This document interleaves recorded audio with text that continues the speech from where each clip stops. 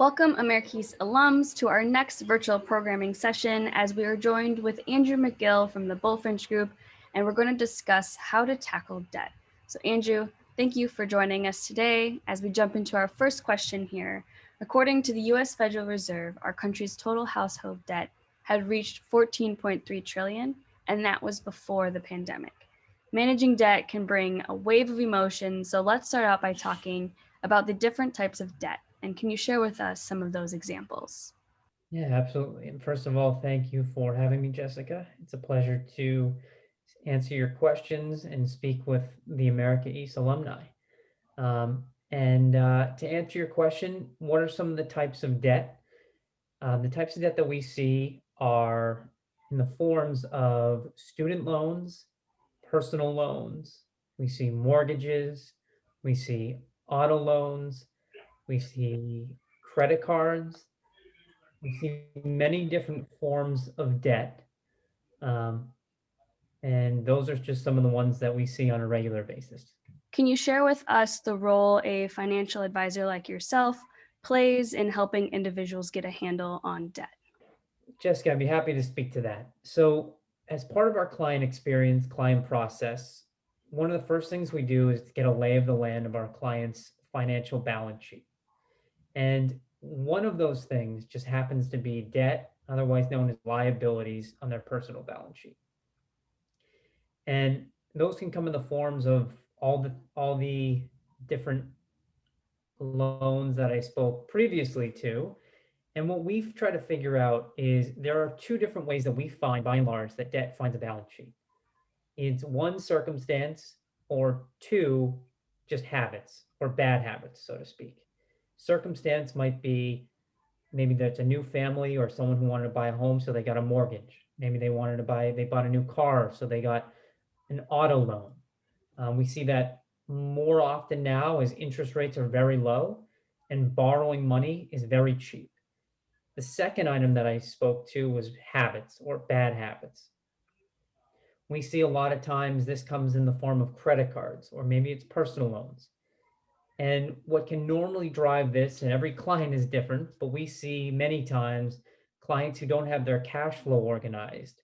They spend more than what's actually coming into them. And as a result, they have to use things like credit cards to get them from month to month to make sure that they can make that payment. You spoke to circumstances and habits with debt. In a recent Forbes article I read, they talked about the decline of consumer debt since the pandemic, as people are choosing to spend less. So, my next question for you is what steps can people take to optimize their debt, whether it be with circumstances or habits?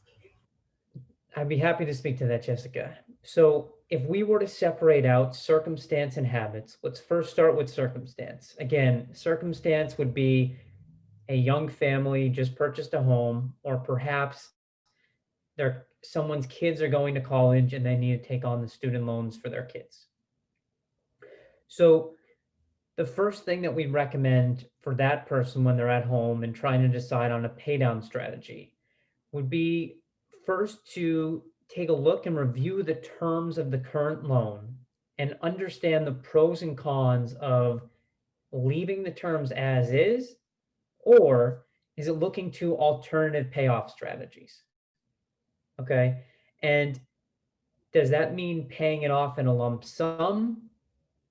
An alternative there could be looking at when you look at the terms of the loan, are there things that you can do to change the terms that would help you out in your overall cash flow? So number one would be refinancing of the debt, refinancing to a lower interest rate so that you pay less interest over the long run. Number two, that would be lowering the interest rates. There are banks now that you could call into your bank and you don't even need to go through refinancing. They'll just lower the rates because they're worried about potentially you going to another bank. And then a third thing is some people, after they go through and they look at their statements, they realize that they've been just paying interest only payments on their mortgages. Make sure that with the time you have at home, check that out, figure out exactly what you're paying, because some people get surprised when they actually see it. Now, when we look at habits, on the other side of the coin. What we want to make sure with our clients is before just taking all of their savings and throwing it towards the debt and eliminating it, we find that many times to just be a band-aid for a wound that could reopen down the road. What we want to do is sew this thing up, and we want to make sure that the habits and the structure and process is set in place and is good to go for many years down the road. So what do I mean by that? Specifically, it's setting up your bank accounts in such a way that you have an account that can go towards spending, it can go towards vacations, it can go towards your bills, making sure that your cash flow is organized so that at the end of each month, you know exactly how much money can go towards each bucket and what you can spend so that you're not putting more and more money on your credit card because you're spending more than what comes into you. And the second piece there is just overall, just having awareness of where your dollars are going is so key. And not only that, but knowing what you have for a rainy day fund, or we call it a cash reserve fund. Knowing that you have that so you don't have to go to a personal loan to pay for something that you want to purchase.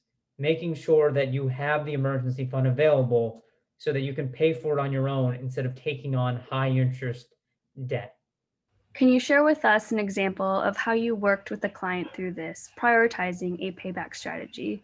But most importantly, talk about how you created that plan moving forward to continue saving and managing debt. I would be happy to share with you a story or an experience I had with a client to help them with their debt repayment strategy. So let me first say that myself, our team, are fully aware that the debt versus savings conversation is a very fragile one. And so many of our clients, when they first come to us, they want to pay off their debt yesterday. Now, what we do with our clients, and sometimes putting money towards their debt sometimes makes sense. But what we do with our clients is we help them to evaluate what option is best for them. So specifically, this client had student loans and they had high interest debt on the student loans. And what we did is we went back to the bank to which the loans were held and we had them give us the numbers that would correspond with us changing the terms to 5 years, 10-year repayment, 15-year repayment, 20-year repayment. And each one of those terms corresponded with a different interest rate that you would pay.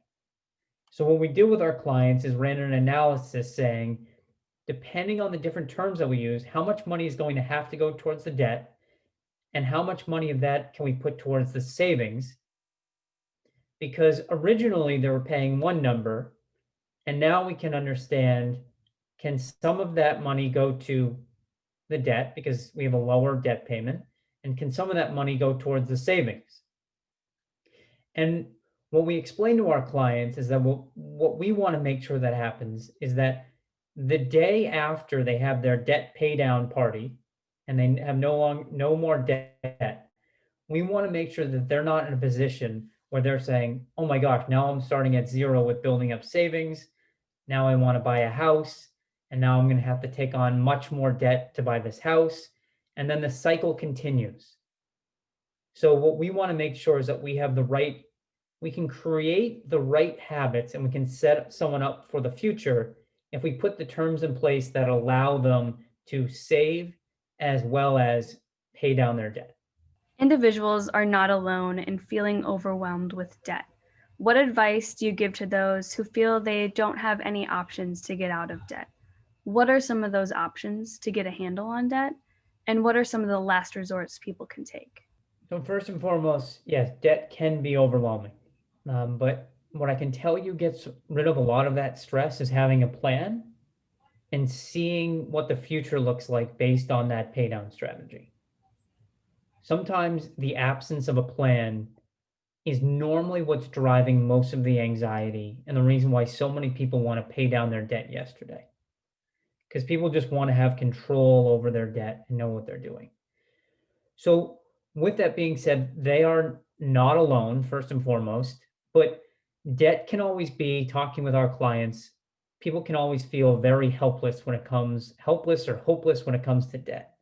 But what we find is time after time, what clients don't realize is all the options that they have available to them, whether that comes to refinance, whether it comes to fixing their credit score to refinance, whether it is changing the terms.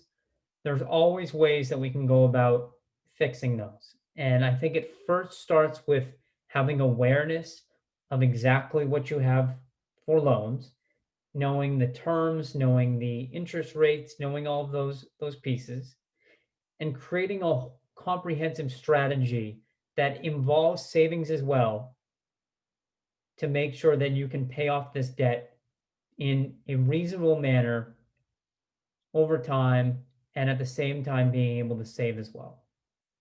Andrew, I know our conversation on debt could continue on, but my last question for you is, if there are 3 things our listeners are to take away from this conversation, what are they? Yeah, so 3 things that I would like all of our listeners to take away from this conversation would be: one, the importance of getting organized, understanding what it is that you have for debt, the terms for all of your debt, the interest rates on all of your debt, how you're paying that off, and really getting an understanding of everything that you have. That's the first piece. What are the pieces on the game board?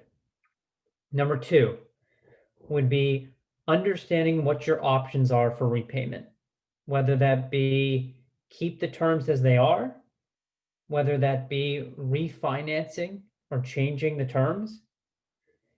And then number 3, maybe it is taking a chunk of your money and spending down some of that debt. But really getting an idea of all 3 options and knowing what are the pros and cons of each. What are you gaining? What are you losing by doing each one? Okay. And number 3 would be an accountability partner. Now, whether it be with a financial advisor, whether it be with a brother or sister or friend, having someone who's there to hold you accountable to making sure that you stick to your plan and you stick to what you set out to accomplish is many times the greatest factor in all of this that leads to either someone continuing to have debt and going through the cycle of debt, having it go away, having it come back, or getting rid of it for good. And in all of that, you can having the accountability partner will create clarity, it will create freedom, and it will create confidence for you with how you see and feel about debt.